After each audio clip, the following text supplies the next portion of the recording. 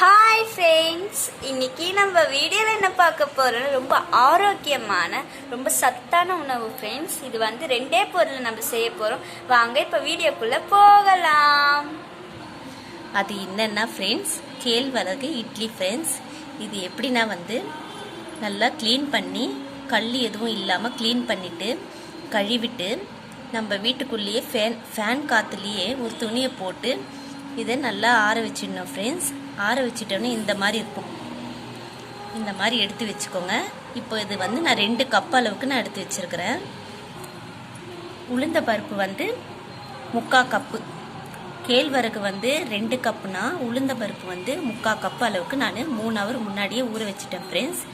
இதை வந்து நம்ம அரைச்சிக்கின்னு வந்துடலாம். தனித்தனியாக அரைச்சிக்கலாம் ஃபஸ்ட்டு.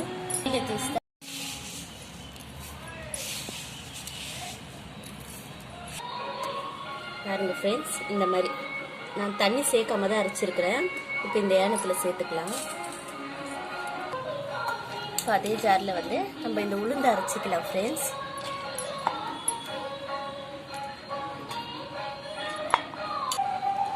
இது கூட கொஞ்சம் தண்ணி சேர்த்து அரைச்சிக்கலாம் ஃப்ரெண்ட்ஸ்.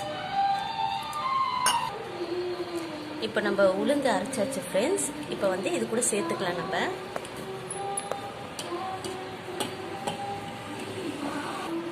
இது கூட தண்ணி சேர்த்துக்கினேன். நம்ம அது கூட இந்த கேழ்வரகு மாவு உளுந்தும் அரைச்சி வச்சுருக்கோம்ல, அது கூட கலந்துக்கலாம் ஃப்ரெண்ட்ஸ்.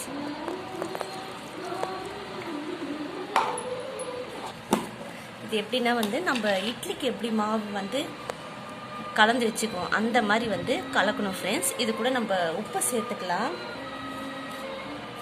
தேவையான அளவு சால்ட்டு சேர்த்துக்கலாம். இது நல்லா கலந்துக்கலாம். இது எப்படின்னா வந்து கட்டி இல்லாமல் கலக்கணும் ஃப்ரெண்ட்ஸ். ரொம்ப தண்ணி சேர்த்தா இட்லி வராது. அதனால் நம்ம இட்லி மாவுக்கு எப்படி சேர்ப்போம் தண்ணி, அந்த மாதிரி சேர்க்கணும் ஃப்ரெண்ட்ஸ்.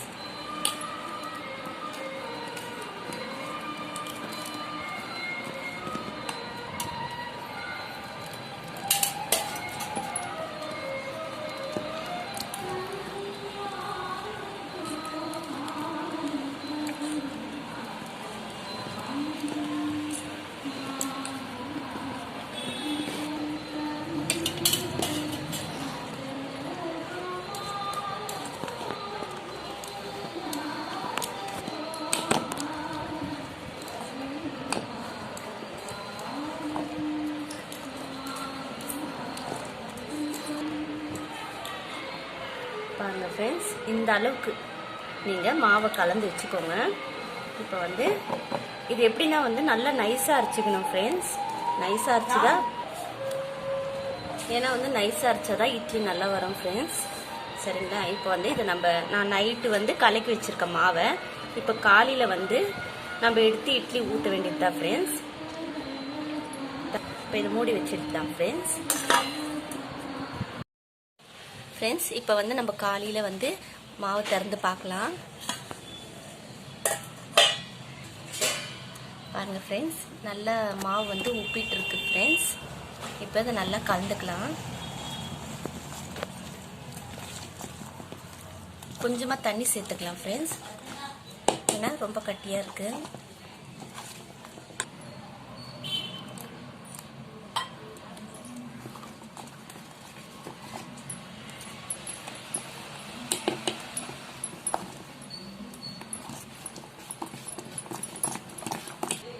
இப்போ இட்லி தட்டில் வந்து எண்ணெய் சேர்த்துக்கிறோம். ஃபுல்லாக தடவிக்கலாம்.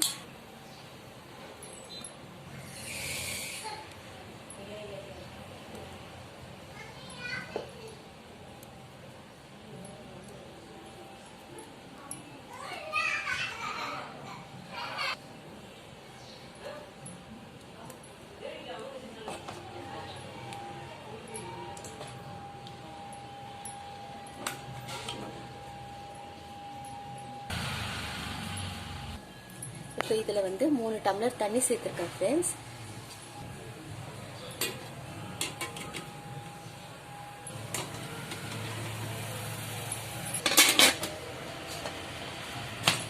இப்போ இது வேகணும் ஃப்ரெண்ட்ஸ்.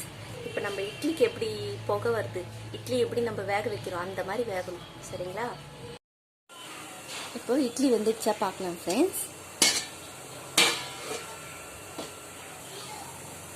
இட்லி வெந்துச்சுன்னா தொட்டு பார்த்தா தெரியும், நம்மளுக்கு ஒட்டாது பாருங்க,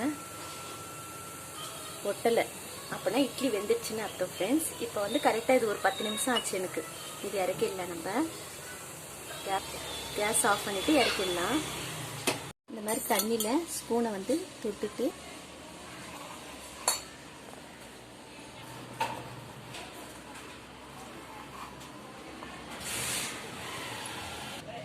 நல்ல சூப்பரான ஆரோக்கியமான டேஸ்டான இட்லி ரெடி ஃப்ரெண்ட்ஸ். நல்லா சாஃப்டா இருக்கு ஃப்ரெண்ட்ஸ்.